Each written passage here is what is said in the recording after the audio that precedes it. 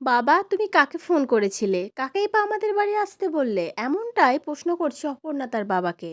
পুরোটা জানতে ভিডিওটিতে লাইক দিয়ে চ্যানেলটা সাবস্ক্রাইব করে দেখতে থাকুন।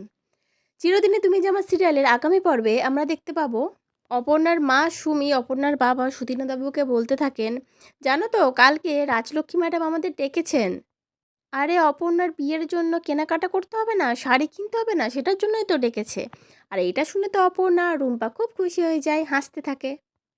আর অন্যদিকে আমরা দেখতে পাই অপর্ণার বাবা কাউকে একটা ফোন করে বলতে থাকে, কালকে 10:30টার সময় চলে এসো।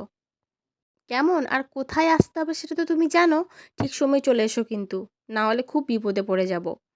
আর এই সমস্ত কথাটা তো অপর্ণা পাশ থেকে দাঁড়িয়ে শুনে ফেলে। তারপরে সে তার বাবাকে জিজ্ঞেস করে, বাবা তুমি কাকে ফোন করেছিলে, কাকেই বা আসতে বলছো, কেনই বা তুমি বিপদে পড়ে যাবে বলছো, কি হয়েছে বলো আমাকে। অপর্ণার বাবা তখন চমকে গিয়ে অপর্ণার দিকে তাকিয়ে থাকে, সে কী বলবে ভেবে পায় না, কারণ তার কথাগুলো যে অপর্ণা শুনে নিয়েছে সেটা তো অপর্ণার বাবা ভাবতেই পারেনি। তো যাই হোক বন্ধুরা, আর যে অপর্ণার বিবাহ তাহলে হতে চলেছে নাকি।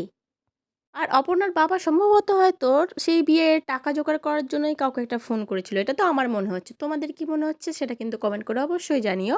পরবর্তী আপডেট নিয়ে তাড়াতাড়ি আসছি, সঙ্গে থেকো, সাথে থেকো, চ্যানেলটা সাবস্ক্রাইব করে দিও। ধন্যবাদ।